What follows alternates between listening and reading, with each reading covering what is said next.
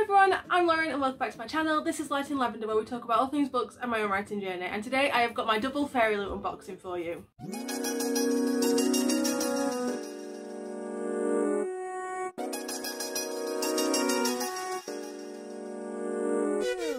Quick disclaimer, I am in front of my mum's bookshelves at the moment, and also apologies if you can hear like sort of background noise. I am trying to do some transferring of files for her.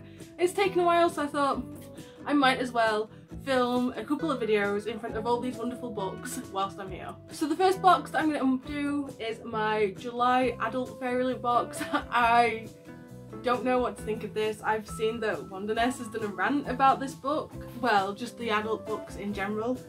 So I'm going to expect black sprayed edges and no colour, and yeah, I'm not sure what I think about the adult books. So the theme for this month is Demigods and Doughnuts, and this spoiler card is looking sort of very bright and vibrant. So from this I would expect a bright, vibrant cover, so let's see if I'm going to be disappointed. It is a big book.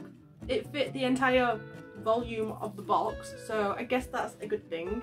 I'm going to try and make sure that I don't get them little packing things everywhere, otherwise my mum will not be impressed. Oh, not black, we've got some blue sprayed edge. Kind of looks a bit, it doesn't look adult, but I know I said I wanted colours, but yeah. And there's some like pink. Let's see what the book is. So we have got The Undertaking of Heart and Mercy by Megan Bannon. I don't know what this one is about. It is an Orbit book, so definitely adult. This is the front cover, the spine and the back. Oh, and the stenciling on the side. So it is a little bit, it's black again, but at least there's some colour to it, so I can't be complaining too much. I don't know if this is going to end up being like a crossover book again. I think that's my biggest issue with these boxes, is the fact that it is very crossovery. I wanted adult books as in like actual adult fantasy rather than, well, adult fiction in general. It doesn't even have to be fantasy, but I feel like it's still got that sort of YA edge to it. Oh, this is the bare cover and then just the title and nothing on the back, but the end pages are pretty good. Very cartoony, but I guess that's just the that is just the artist that they get. It's that style, so they are in keeping with their overall sort of like FairyLoot vibe, I guess, which is good, but I don't know. I feel like this is potentially one of the better changes. I like the fact that it's not got black sprayed edges. I think it's nice that it is a bit different. I don't really know much about this book. If you like Howl's Moving Castle, oh, okay, maybe I will enjoy it. A uniquely charming mixture of whimsy and the macabre that completely won me over. If you ever wished for an adult romance that felt like Howl's Moving Castle, this is that book. And that is that's a quote from Helen Hong, author of The Kiss Quotient. So it's going to be an adult fantasy, so that's interesting. Yeah, I'm not sure what I feel about it, but I don't know how it's Demigods and Doughnuts. I guess I could find out by reading it. So now that I've opened the box, I feel like this may be slightly better in the adult vibe, but like the books behind me on these shelves, kind of the books that got me into reading in general, and they're all my mum's. And yeah, that's kind of like the adult vibes I was going for. I feel like in my head adult fantasy is always like epic classic fantasy, but that's just because if you can see the majority of the books, like we've got some, well, there's like Raymond Feist here, like a couple shelves up. This entire shelf I'm pretty sure is just Anne McCaffrey. Shelf at the bottom, not so much adult fantasy, but the Shelley School, a great collection. So now let's get on to the YA box. I think apparently there's like a highly sought after, highly requested item in this box. I like the fact that the box has changed. It seems a little bit bigger than the previous boxes, but I don't know if that's just because it's now a different colour, and that sometimes does mess with my perception of things. So the spoiler card this month is here. The theme is Trials and Retribution. The So this is this month's spoiler card. The theme this month is Trials and Retribution, and I'm trying not to read what the items are on the back, but let's see what we've got. Oh yeah! The first thing inside the box is another pair of socks. I prefer the longer ones, but like I'm never gonna turn a pair of socks down, let's be honest. And I love the trainer socks that we get in here as well. They're like probably the only trainer socks I actually wear. So these are inspired by Gideon the Ninth. I'm just doing this so you can see the pattern on them. I like that. I've not actually read Gideon the Ninth. It's a book that I bought to read as part of the... Oh, I can't remember what the book club was, but it was something that Brightness Katie did. I just never read it. I never got around to it. It's one of the books that I need to read because I heard great things and I would love to read it, but it's just not been picked up by me yet. The next item in the box is this pin flag. We've had a couple of these now and I've never put them up. I don't know what to do with the pins or the pin flags. I don't really have space for them. I like the idea of them, but I just don't have like a place to put them, which is the problem. I have no idea what this is, but it's like a collection of leather things. Oh wow! Oh, it's a photo album! I guess. So, I was just looking at that and I was too intrigued. So it's a little photo album, it's got like a leather casing.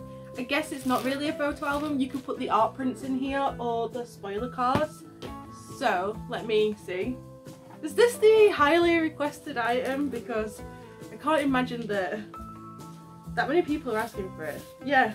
Oh, perfect. So look, the spoiler card fits in perfectly, so you can sort of like display all of them. I guess it means you can put the art prints in here, so you've actually got somewhere to put them and you've got like a little binder.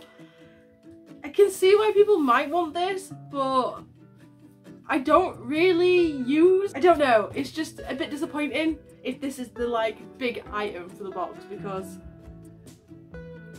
I'm not ever gonna flip through the pictures in here. It might be something that other people want or would appreciate more, but for me, yeah, I might put the spoiler cards in here and the art prints and then I can flip through them, but I know for a fact I never will. So it's just going to be something to add to my limited book space.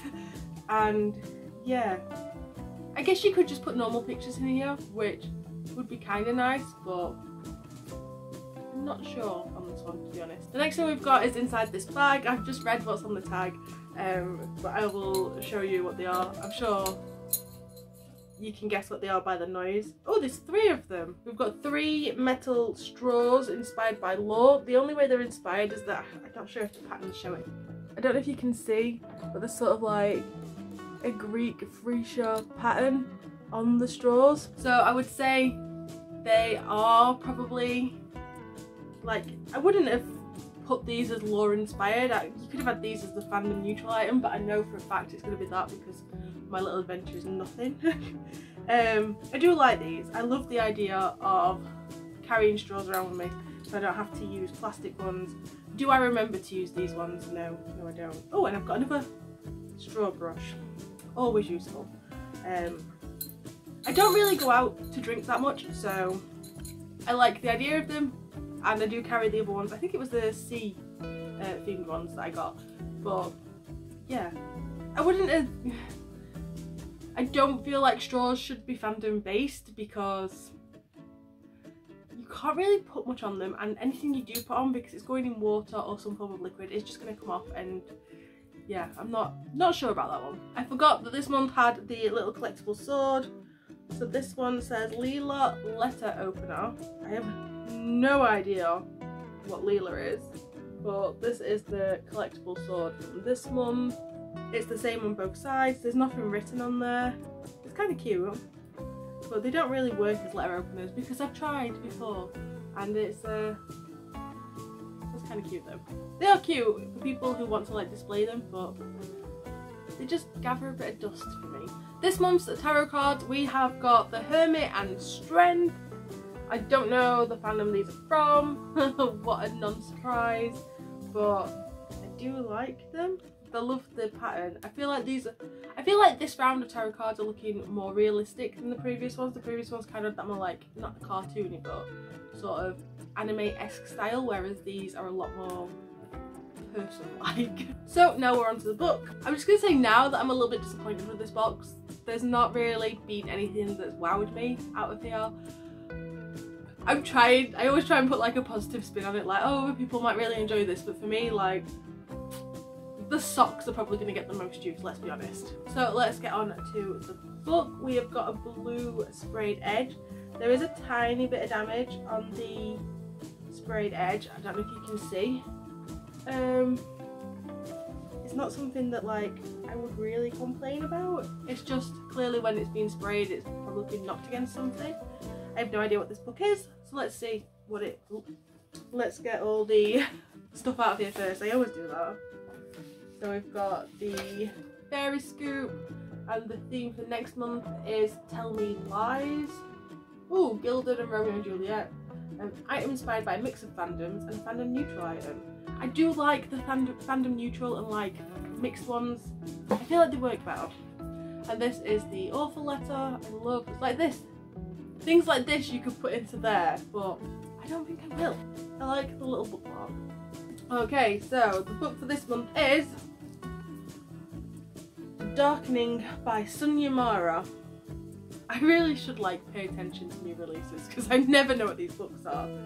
A fierce revolutionary, a desperate prince, together they will face the storm or be swept away. I do really like this cover. And oh, I didn't realise that that's the city bit. See, sometimes I look in here and you can tell. And then the back, I like that as well. Ooh, I like how the stenciling kind of like joins up slightly with the edge. I don't know if you can tell, but it does. We have got a signed page in pen. I'm pretty sure that's a gold sharp pen. Gold choice, I approve.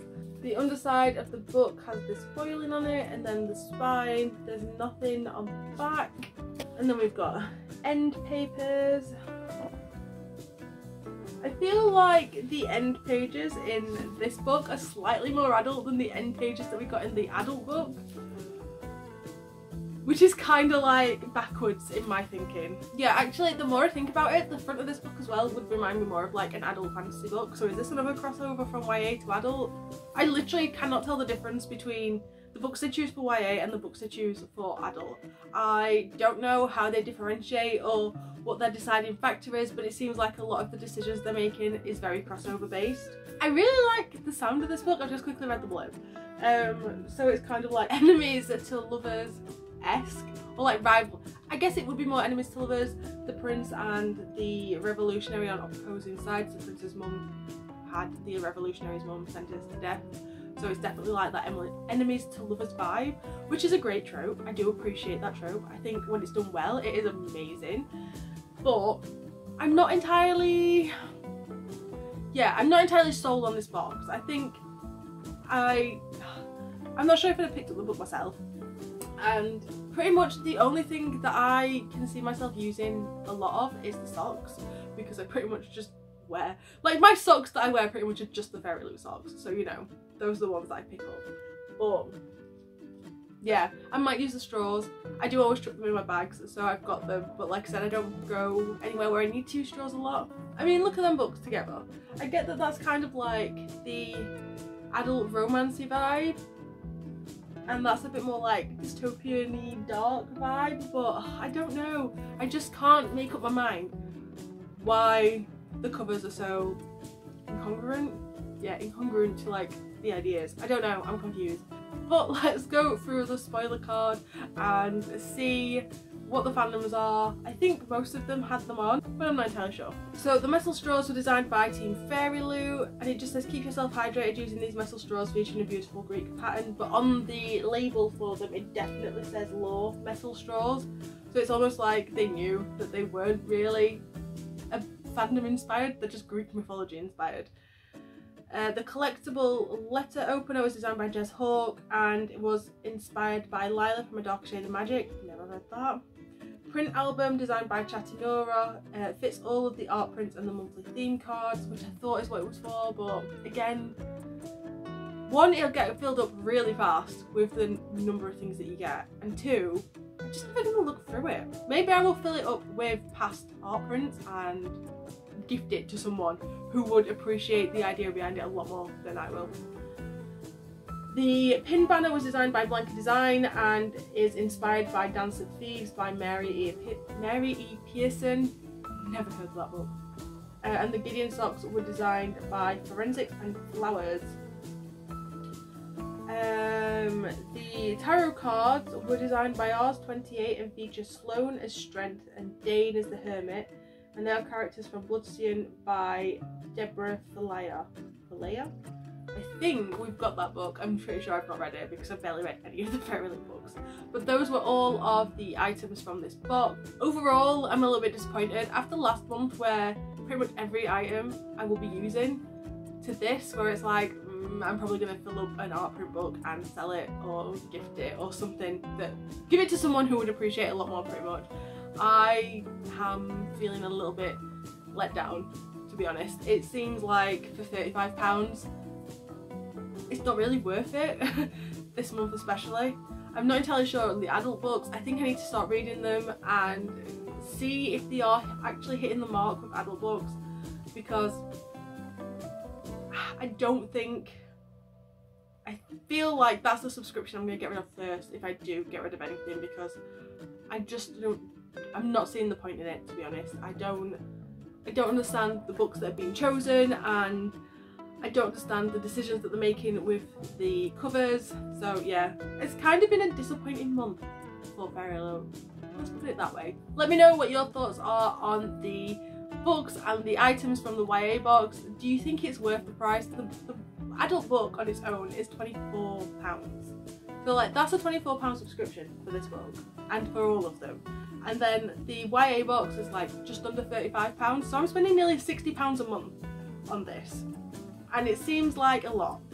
And yeah, I'm not sure if it's entirely worth it. Let me know what you think to this month's boxes. Do you think they're worth the prices that are being charged for them? Because let's be honest, I'm not really. Especially this month. Last month, loved it. I was actually hoping that the print book that I picked up was going to be like, I don't know, a journal or something, because I love stationery. Give me more stationery. If you like this video, don't forget to give it a like, and if you want to see more of my videos, don't forget to hit subscribe. There's a new one out every single week. I hope you're all well and you're all staying safe, and until next time, bye!